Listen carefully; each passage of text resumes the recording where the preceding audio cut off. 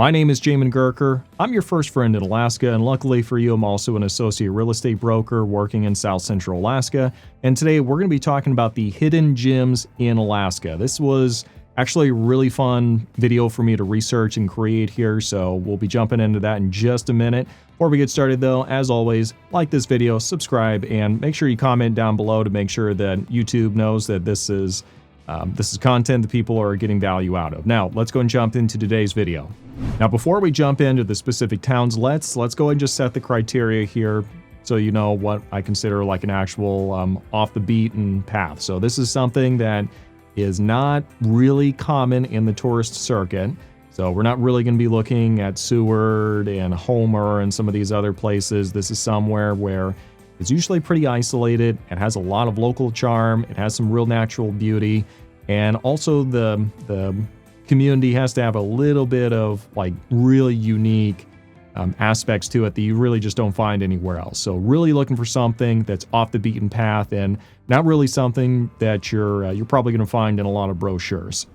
All right, with that being the case, the first community we're going to look at is McCarthy and Kenikott. Now, this is kind of an old mining town. You're going to have to travel about 60 miles along a gravel road to get there.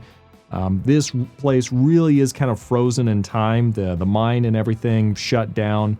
I think it was the mid 1950s, if I recall correctly. I'd have to go actually check that. But the place is pretty much just frozen in time. Obviously, it's incredibly beautiful. Road can be a little rough getting out there, and it's only got about 28 people that actually live there year round. So, you know, pretty remote. If you're just looking to disconnect, great place to go. They have some hotels there.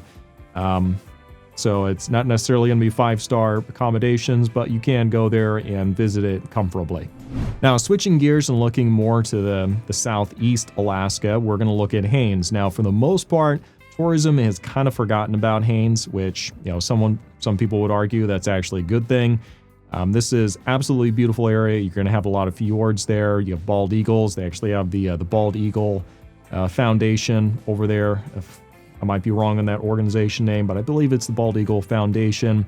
And you really don't have the larger cruise ships showing up, which means that it's not really going to be chaotic, but you're still going to have that same kind of beauty that you have in places like Juneau. One really cool thing about Haines is it does really have kind of an artistic community there. And so if you're really inclined towards being more artistic and aesthetic, Haines is going to be a great place for you to go and visit, and it is like a solid 4.5-hour ferry ride from Juneau, so it's not particularly it's not really easy to get to necessarily. And actually during the wintertime as well, it's actually pretty world renowned for heli-skiing and heli-snowboarding, I believe, as well. And that's essentially where they just take you up to the side of a mountain, drop you off, and then you have to make it all the way down the super steep mountain to the bottom. So if that's really what you're into, then Haines is going to be a great place for you to go check out for the charm and the location, beauty, and everything else that it offers. Again, looking in the southeast Alaska is Petersburg. Now, Petersburg is interesting because it's been referred to as the Little Norway of Alaska. Now, the reason for that is it has a very strong kind of a Norwegian fishing culture there. That's primarily what they do in that town. They fish. There's 3 harbors, so it can accommodate, you know, all the fishing vessels you could want, along with some private yachts. And I think they have like a couple of small cruise ships that can get there occasionally, but for the most part, it kind of sticks to itself and has obviously a very strong Norwegian heritage and culture that's still thriving there. You know what? Actually, in Petersburg, they don't allow any cruise ships. They do allow the ferry in, and you can access it also by seaplane, so that's really nice. So a great place to go if you're looking to do some whale watching, like just kind of slow down, relax a little bit. Also, if you're looking for a good place to go and visit on the 4th of July, they do spend like a solid 2 days celebrating that. And they do actually have the Norwegian Constitution Day as well that they celebrate as well. So I couldn't tell you off the top of my head what calendar the day that is, but go look that up. I'm sure that'd be a great time to go and visit it as well. All right, we're going to be talking more about kind of the small, unique towns in Alaska in just a bit. But before we do that, though, just wanted to take a quick break here, remind you guys I do host the podcast, and I'm actually getting back into the routine of doing that pretty regularly. Some of you know I've had a lot going on in my personal life recently and just haven't had a chance to keep up with it as much. We've got a couple new episodes coming up here. If you'd like to be on the podcast and you already live here in Alaska, like, I want you on the show. So reach out to me. Don't be shy. A lot of folks are usually, are kind of embarrassed about the idea of approaching and saying, hey, I'd like to be on your show. But believe me, I want you to do that. That saves me the work of having to reach out to you. Okay, so do that first. Secondly, just kind of a reminder, my bread and butter is actually selling real estate. I love the podcast and the YouTube channel and all the content value I'm able to provide here. But still the main income is still actually real estate. So if you're looking to buy, sell, all that good stuff, do make sure you reach out to me. I'm never too busy to help someone looking to do something in real estate. Even if you're just trying to rent up here, I'm usually happy to help as best I can in a limited function there. Enough with the middle engagement. Let's get on to the rest of the communities here. All right, now the next community that we have here is kind of a small island community called Tenakee Springs. And there's only about 80 some odd people who live there every year. There's no roads, so there's no cars there, very quiet. There's like 750,000 salmon that go through that area every single year. And so you've got lots of whales, lots of bald eagles, lots of bears that are going to show up for the salmon. And so it's just an incredible place to get access and, see like Alaska and all of its uncut beauty there. So that's really great. And also they have the natural hot springs there, which, has a long history of being known as this really therapeutic healing spring.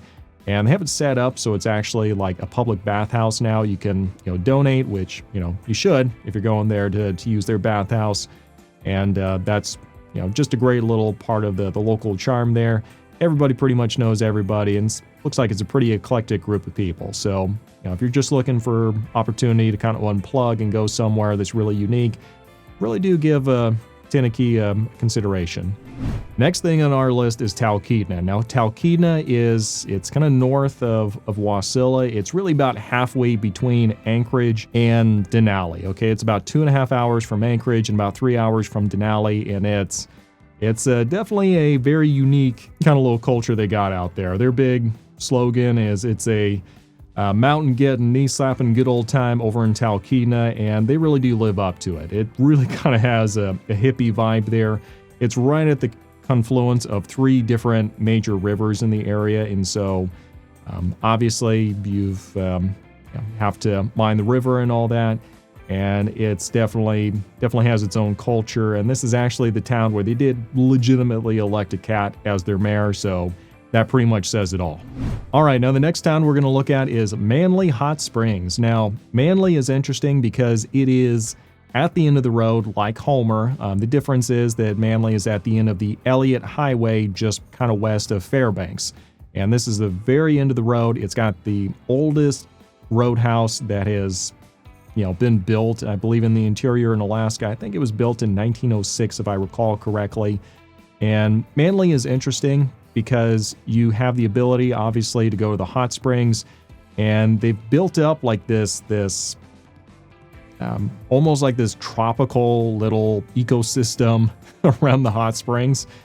So you can go enjoy the hot springs, and you've got like grapes and tropical fruits and all that like right around you, right in the interior of Alaska. So I can't think of a whole lot of places that you can do that. And, obviously it's interior Alaska up near Fairbanks, so it's going to be absolutely beautiful, and I'm sure you're going to get good views of Denali.